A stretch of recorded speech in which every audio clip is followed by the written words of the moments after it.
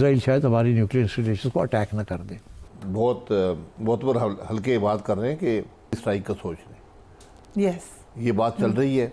अहम खबर दें, जनूबी वज़ीरिस्तान में खारिज दहशतगर्दों ने सिक्योरिटी चेक पोस्ट पर हमला कर दिया है, जिसके नतीजे में 16 सिक्योरिटी फोर्सेस के जवान शहीद हो गए हैं। First is called Iran, second is called Pakistan. ये इजरायली प्राइम मिनिस्टर ने ये कहा। और अगर आप कमज़ोर हुए तो आपको भी इन चीज़ों का सामना करना पड़ेगा।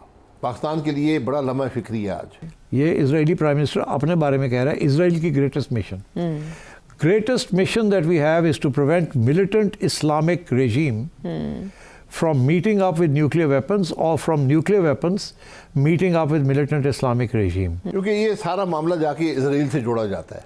Okay, right. तो इजराइल से हम, क्योंकि इजराइल इंपॉर्टेंट है, कर दी थी, पर उसके बाद नेतान्याहू ने भी कर दी। और इस वक्त जब वो दे फील सो स्ट्रांग, तो I think there is a reason to believe 16 Pakistani सैनिक मारे गए, 8 घायल हैं, ऐसा बताया जा रहा है। ये हमला साउथ वजीरिस्तान अपर डिस्ट्रिक्ट में खैबर पख्तूनख्वा में हुआ। जगह का नाम है मकीन, और एक सिक्योरिटी पोस्ट पे हमला हुआ था। इंडिया को वो इंपॉर्टेंस दे रहे हैं, इंडिया को बावर कराया जा रहा है और पाकिस्तान को एक वार्निंग दी जा रही है। ईरान तक तो जंग आ गई है इमरान। तो what will the Americans do and the Israelis do, what preemptive action they will take. तो मैं समझता हूँ कि ये सारे प्लान्स बने हुए हैं। सो मैं समझता हूँ this is definitely on the cards. Hello friends, जय हिंद। हिंदुस्तान स्पेशल में आपका स्वागत है। दोस्तों, अमेरिका ने पाकिस्तान के बैलिस्टिक मिसाइल कार्यक्रम पर प्रतिबंध लगाया है। पाकिस्तान ने इस पर तीखी प्रतिक्रिया देते हुए अमेरिका के कदम की निंदा की है। पाकिस्तान के विदेश मंत्रालय की ओर से जारी बयान में कहा गया है कि यह कार्रवाई भेदभावपूर्ण और क्षेत्रीय सुरक्षा के लिए खतरा है। पाकिस्तान का यह मानना है कि पाकिस्तान के परमाणु कार्यक्रम पर भी अमेरिका सवाल उठा सकता है। पाकिस्तानी मीडिया ये चर्चा कर रहा है कि ईरान के बाद इसराइल पाकिस्तान के न्यूक साइट्स को टारगेट कर सकता है। पहले वो इसराइल के न्यूक्लियर ठिकानों को तबाह करेगा और उसके बाद पाकिस्तान की बारी है। अगले साल 2025 में अमेरिका और इसराइल का पूरा ध्यान ईरान पर रहने वाला है। अमेरिका और इसराइल को अब पाकिस्तान का परमाणु कार्यक्रम सबसे ज्यादा फिक्र में डाल रहा है। अमेरिका अगर 2025 में ईरान के परमाणु कार्यक्रम को खत्म करने में कामयाब हो जाता है तो साल 2026 में अमेरिका का सारा ध्यान पाकिस्तान के परमाणु कार्यक्रम पर आ सकता है। इसराइल अब सीधा टारगेट पाकिस्तान को कर सकता है। फिर इंडिया का जो रोल है इंडो पैसिफिक में, मैं क्विकली बताता चलूं, उस पे इंडिया को वो इंपॉर्टेंस दे रहे हैं, इंडिया को बावर कराया जा रहा है और पाकिस्तान को एक वार्निंग दी जा रही है। ईरान तक तो जंग आ गई है इमरान। तो अभी देखिए, हमें बस ये थे पाकिस्तान अब पॉलिटिकल स्टेबिलिटी लानी है। ये जो इवेंट अभी 9 मई का आप देख रहे हुए, अगर ये जस्टिस हो रहा है तो अब इन सजाओं से आगे बढ़े, इसमें पॉजिटिव देख रहे हैं। और आगे हमने पॉलिटिकल लीडरशिप को भी ये सोच रहा है कि कहां तक वो अपने वर्कर्स को यूज करेंगे और कहां पे रेड लाइन शुरू हो जाएगी जहां पे स्टेट को चैलेंज नहीं करना चाहिए।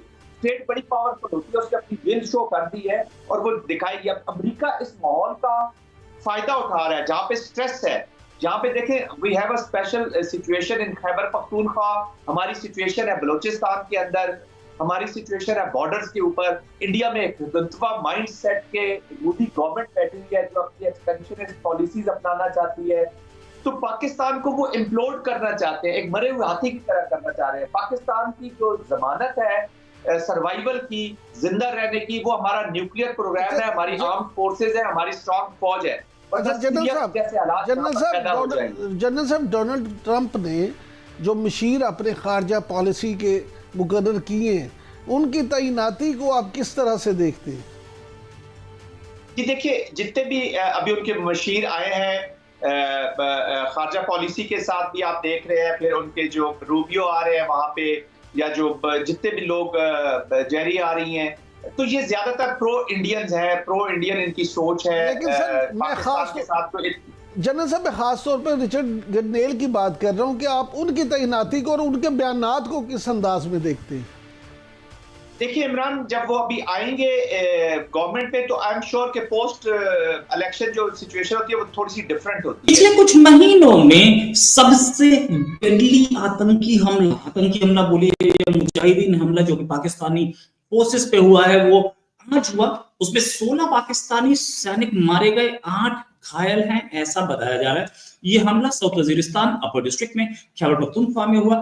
जगह का नाम है मकीन, और एक सिक्योरिटी पोस्ट पे हमला हुआ था, जिस एरिया जो लेतारसर एरिया में है। लेट नाइट हमला इसलिए हुआ, लेट नाइट मतलब सुबह 4 बजे के आसपास। वो हमला इसलिए हुआ क्योंकि इस हमले में कोई सारे सोते हुए पकड़े जाएंगे, सारे सो रहे होंगे, तो हमले को रिपल्स करना मुश्किल हो जाता है, और इसी वजह से 16 लोग मारे भी गए। दिन में हुआ होता तो प्रॉब्लम होती। अच्छा, लेकिन 4 बजे के आसपास जो हमले होते हैं ना, उसमें बचना बड़ा मुश्किल हो जाता है, मतलब बहुत तेज, नाइट शिफ्ट वाले भी सो रहे होते हैं। ये सिखाया भी पाकिस्तानी सिक्योरिटी फोर्सेस और आईएसआई नहीं था आतंकवादियों के कि इस समय हमला किया करो, ये सिखाया इंडिया के आतंकवादियों को था। खुद के आतंकवादियों ने सीख लिया, बड़ा अच्छा हुआ। क्या है, मैंने आपको पहले बताया था कि पाकिस्तान में एक खूनी खेल होने वाला है, उसी खूनी खेल की ये एक्सटेंशन है। खलीलुर रहमान हक्कानी नाम के एक हक्कानी नेटवर्क के आदमी की, यानी कि मिनिस्टर था पाकिस्तान अफगानिस्तान में, उसका मर्डर हुआ था। ये है खलीलुर रहमान हक्कानी, इसका मर्डर हुआ था। मर्डर का आरोप तालिबान पे, आईएसआई खोरासान पे गया था, जो कि तालिबान के कहीं ना कहीं उसमें सांठगांठ बताई जा रही थी। तालिबान तो इस समय पावर में है, तो तालिबान हक्कानी नेटवर्क की, तालिबान की पुरानी लड़ाई। तालिबान हक्कानी नेटवर्क को पसंद नहीं करता। आईएसआई चीफ फॉर्मर उस जमाने के फैसल हामिद, वो वहां पहुंच करके हक्कानी नेटवर्क के लोगों को मिनिस्टर बना के आए थे। अब वो खत्म हो चुकी, तो अब नया गेम चल रहा है कि कैसे इनको क्लियर किया जाए। ये लड़ाई अब सामने आ गई। अच्छा, क्योंकि इनका फैज हामिद से अच्छा रिलेशन था हक्कानी नेटवर्क का, तो पसंद इन सबको वो भी नहीं करता, पाकिस्तानी नहीं करते। लेकिन पाकिस्तानी आईएसआई और आर्मी को ये पता है कि हक्कानी नेटवर्क जब तक वहां बैठा है तभी तक हम कुछ से रखते हैं, क्योंकि तालिबान तो उनकी बिल्कुल बात नहीं सुनता, इसलिए भी। तो ये सारी कहानियां सामने हुई। अब इस मर्डर के बाद मैंने बताया था कि अब खूनी खेल शुरू हो गया, तो उसके बाद एक मर्डर और हुआ अभी परसों।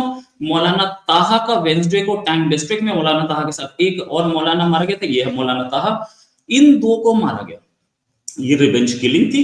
अच्छा, ये पाकिस्तानी आर्मी ने की थी रिवेंज किलिंग। ये रिवेंज किलिंग पाकिस्तानी आर्मी ने इसलिए की थी कि तुम हमारे आदमी को मारोगे तो हम तुम्हारे को मारेंगे, और उसमें गेम हुआ कि हम थोड़ी देर में कर लेंगे गेम को और हम आपस में निपटा लेंगे कहानी को। ठीक है, हम देख लेंगे। तालिबान भी बोले कि ठीक है शांत हो जाओ, और ये भी बोले शांत हो जाओ। हक्कानी नेटवर्क और पाकिस्तान आर्मी दोनों का मामला गड़बड़ है। ये किसी के सगे नहीं है। और तालिबान को ये बात पता थी कि हुआ ये हमला जो 16 पुलिस वालों का, ये बदला इस ताहा का था। पहले ही बता दिया था तालिबान ने कि हम बदला तो लेंगे, लेकिन शांति रखो, हम वैसी किलिंग्स नहीं करेंगे, हम आपके आदमियों को नहीं मारेंगे, हम आपके ऊपर हमले तो कर रहे हैं ना, ये तो हमारा काम है, अपना काम तो करेंगे ना। वो काम किया, इसलिए ये हमला हुआ।